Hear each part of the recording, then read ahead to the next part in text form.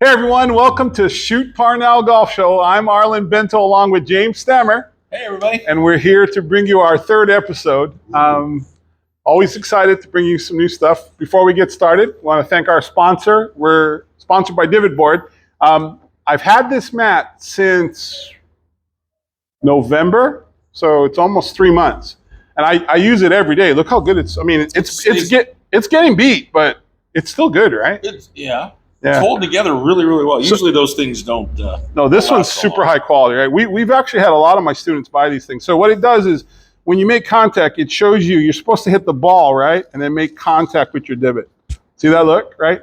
Most people, you can see, I don't know if you can tell, but all the marks are back here. So people really struggle with making. Some of those are mine. Yeah, it could have been. Yep. Some of mine too. But you just clean it up and you practice. It shows you where your club face is. If you're too inside, it would look like that. If you're coming over the top, it would look like that. So if you want a really good training aid, this is awesome. And you can practice indoors, outdoors. So thank you, Divot Board. Link in description, right?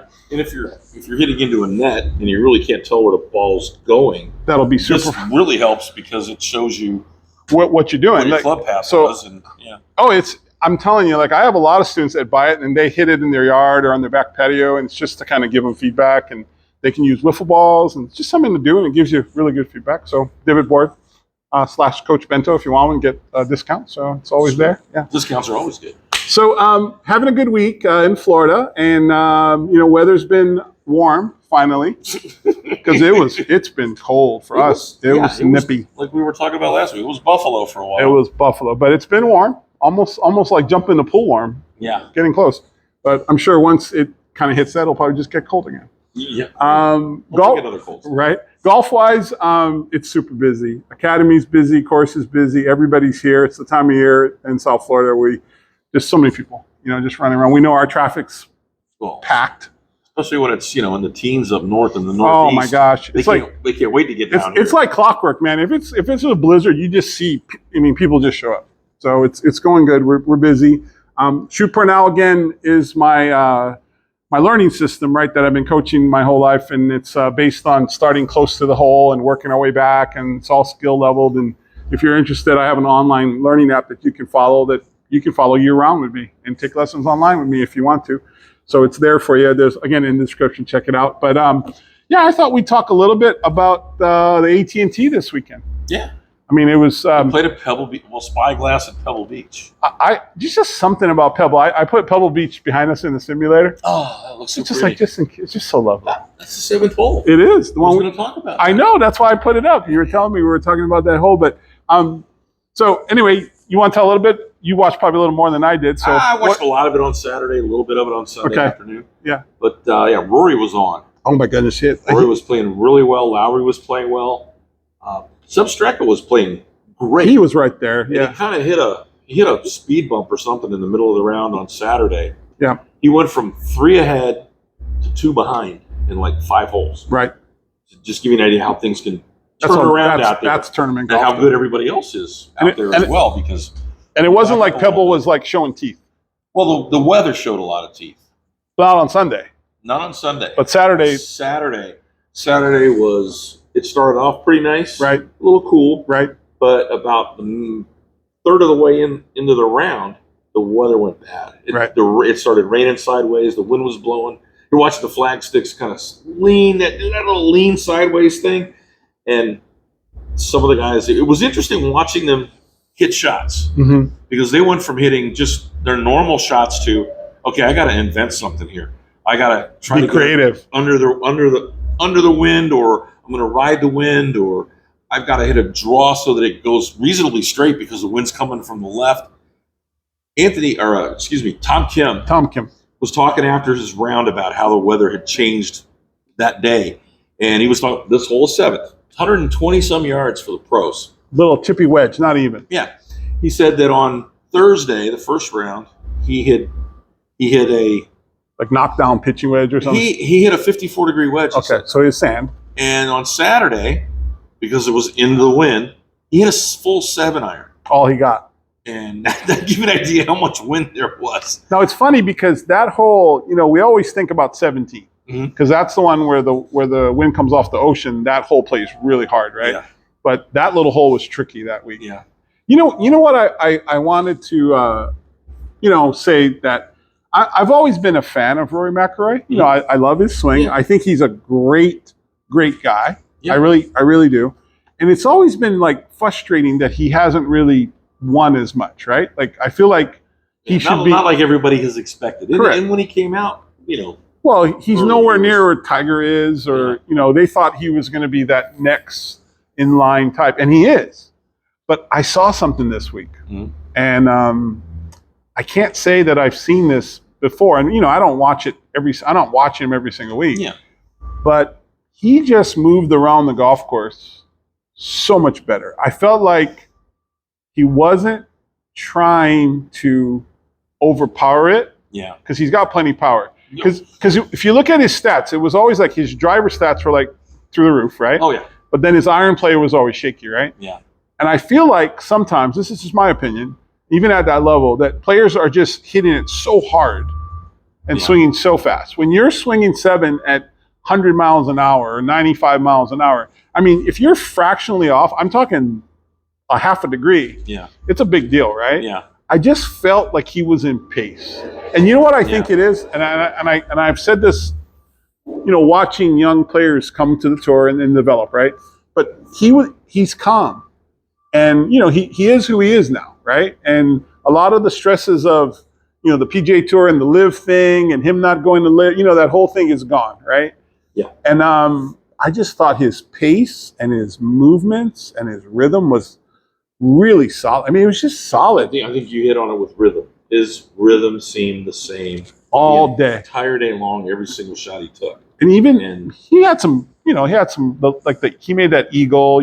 There's some things that you kind of have to think was a luck. You don't make bombs like that, but it just looked effortless. And you know what I noticed too, which I think is part of this maturity and relaxing, maybe. So when he's walking off the golf course, there's a clip. Yeah. And he's talking to his wife. And there's a clip is his little son is in the bathtub, right? Telling his daddy, like, I'm in the bathtub. And the mom says something like, tell your dad congratulations. It's congratulations, Dad. The kid doesn't know what that means. Yeah. But his first impulse is to call his wife and have a little conversation with his kid.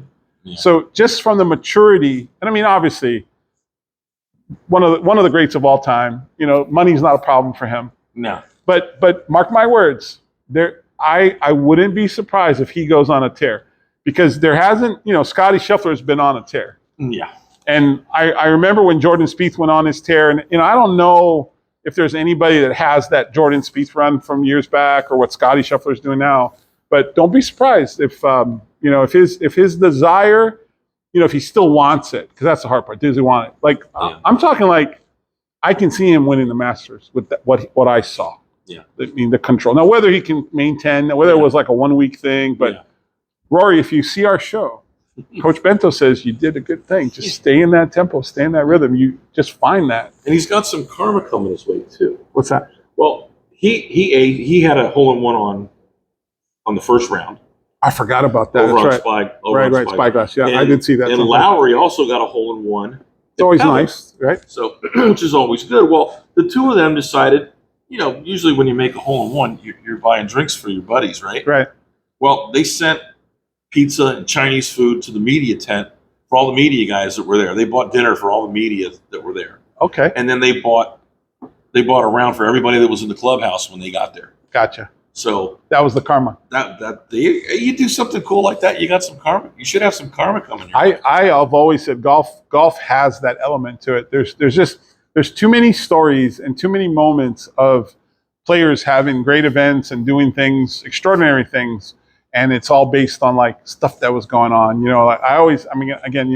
Being older, I remember when Davis Love won the PGA, right? And his dad passed away on the day that he won, because it's US Open, right? It's always on Father's Day. I forgot which one it was, but it was like a major. I think it was the PGA that he won that year. But there's always there's background stories to a lot of these major wins. Yeah. And I love those stories. I think that's what makes golf unique, because you have these really, really cool stories. You know? But I thought it was a great tournament. And you mentioned Scheffler. This was his first event back from his. He didn't look terrible. Oh, that's right. He didn't look terrible. No, he looked okay. He was at like 11, 12 under. So I mean, he was quite a ways back. Like, but he was on the second page of the leaderboard, which is pretty good. Right. And the leaderboard was just packed. Yeah, good players. I mean, at one point in time, we had 8 guys either tie for the lead or within a stroke of the lead, wandering around on Sunday, and that's cool. I mean, that puts a lot of pressure on everybody too, because any shot you mess up is going to drop you back behind 6 or 8 guys. So it's funny because a lot of people that watch YouTube coaches and follow golf and that are playing, enjoying the game and playing like what they see on YouTube, they don't understand like what tournament golf is really like.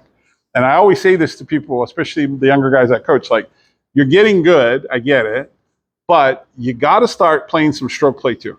Because if you don't play stroke play, you're not going to see all these little nuanced stuff show up. If you're always playing just 2v2 and you're scrambling and you're having fun and you're hitting good shots, I'm not saying you can't play. I'm just saying it's a very different animal. Well, the pressure's completely different. Well, it's completely different when you're playing your own ball. Every single mistake that you make is going to be exemplified, and you're going to just be like, oh my gosh. I mean, you can go to triple bogey, quadruple bogey really fast when you miss 2 or 3 shots in a row. And you just don't get that if you're always playing, like what I call a friendly format. Yeah. But there's a high, the future of golf, because there's so many young people playing, especially young males, they might just always play golf 2-man scramble. What if the whole game changes? Mm-hmm. Right? Where golf is not played for stroke, it's all 2-man scramble. What's wrong with that? Yeah. It doesn't matter. The handicap, what I would be the traditional part, the handicap system and stuff, who cares? Now, it'll only change if the professionals go to it. Yeah. And you know what? As we were talking coming in, it's kind of like what's happening with the Tiger Woods Golf League. Yeah. Like, is it going to change? Because we were talking about, so I don't know if you're following, but Tiger Woods, right? Yeah. They opened this stadium golf. It's down here in Jupiter. Yeah. It's Indoor stadium. Indoor stadium. It's 20 minutes from us, right? I'm sure we'll get a chance to go do that somewhere along the line here. But, I've been watching it. I sort of like it. Mm-hmm. I think it's sort of, but I don't know if it's something I would tune into. Yeah, there's some facets I like. There's some facets that I'm like, eh. But we talked about like 30 holes max. It's going to be. There's 30 holes in the simulator, and the computer randomly selects 15.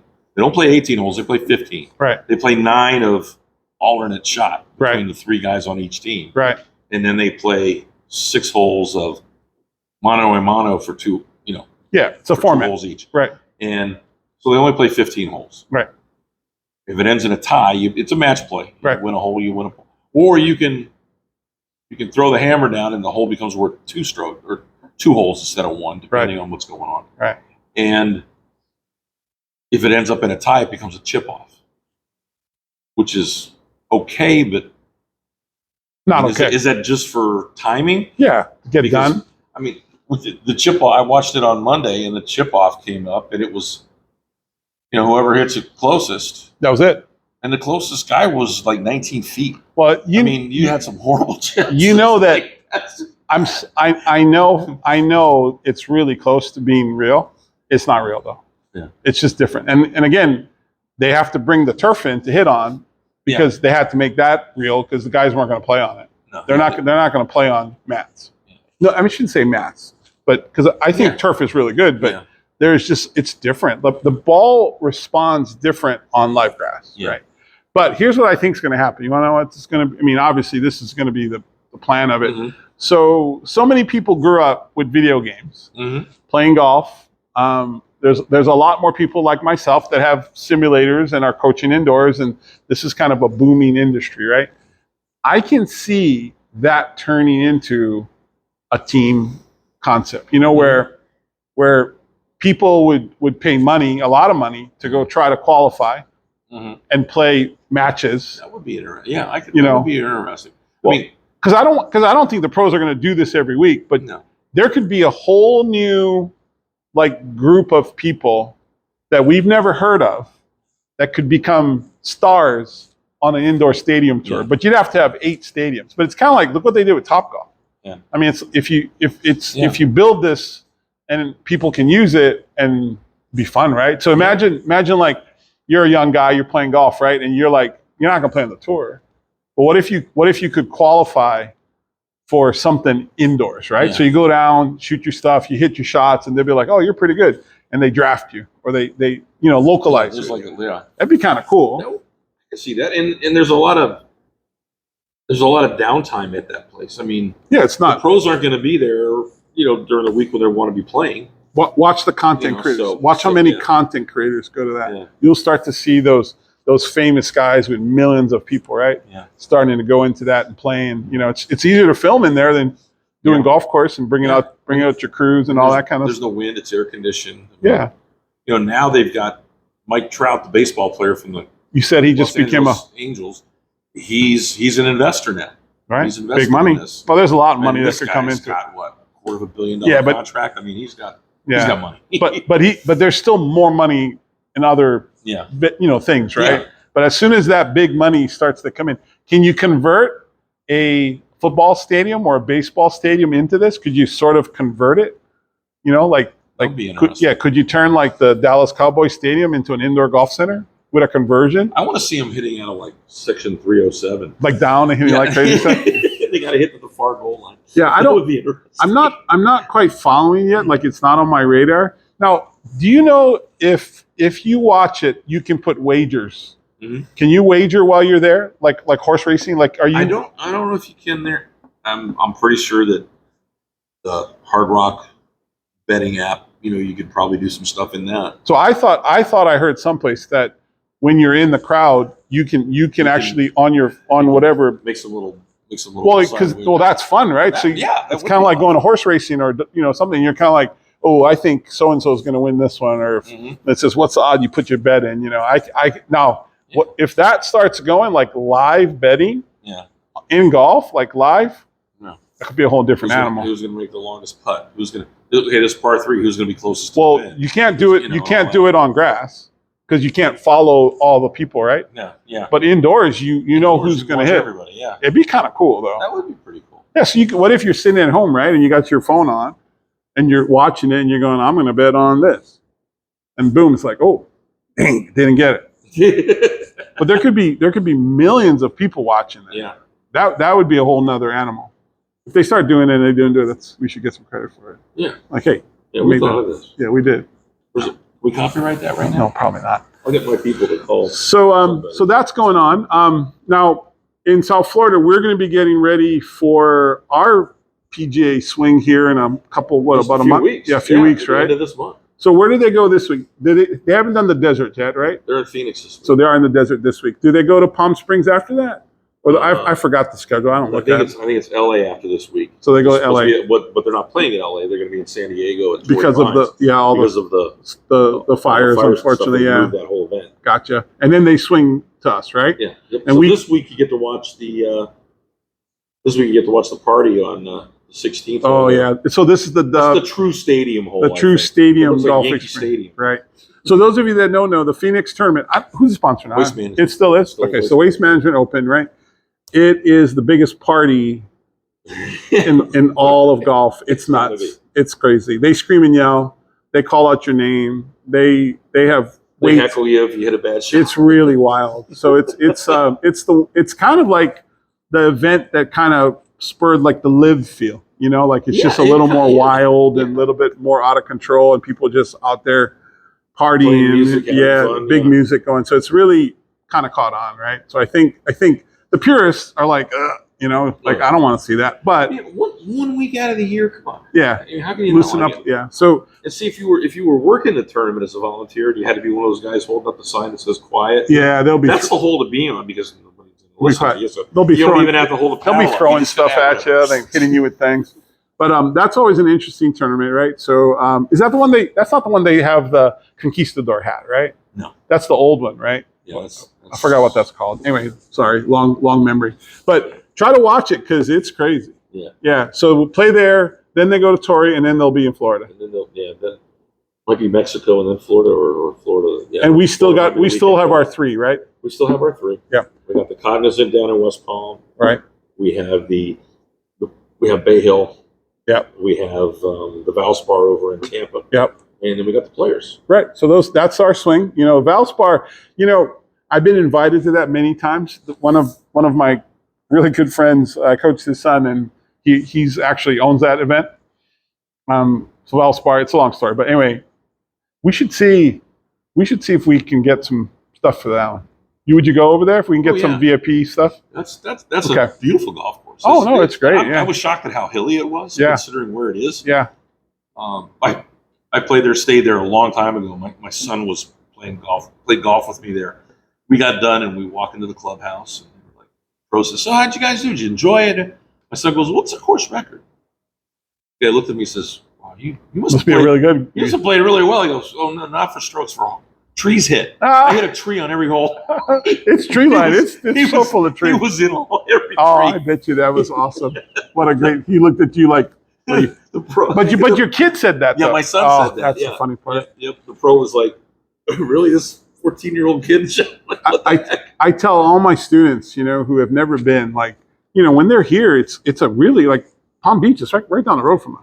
You need to go. And I think it's not that crowded compared to other ones. I mean, I know a lot of people go, but I think you have a lot of access at PGA National. You know? You do. So I tell people all the time, if you're not doing anything, you've never been to a tour event, even, again, waste management, its own animal, but PGA National, there's a lot of fun stuff going on. After hours, there's a lot of things to do. Yeah, they do a lot. They do a lot to keep everybody involved. Oh, for sure. And everybody having fun even after the lights go down. Yeah, there's a lot of fun stuff. So if you've never been, you should check that out. You know, I think that's really cool. And if you could only go to one round, and you don't want to spend, the $100 or whatever it is to go see a Saturday or a Sunday round, go to the practice rounds. They're like $25-$30. Yes, true. And they're out there. And they're all out there. And the parties aren't as good, though. A lot more approachable during the practice round. They're not grinding. They're having some fun. They're testing out different equipment. You could sit there and watch somebody hit balls for an hour and a half in the range and just watch what these guys do to make adjustments. That is pretty impressive if you've never seen the game going. Yeah, it is pretty cool. Impressive, yeah.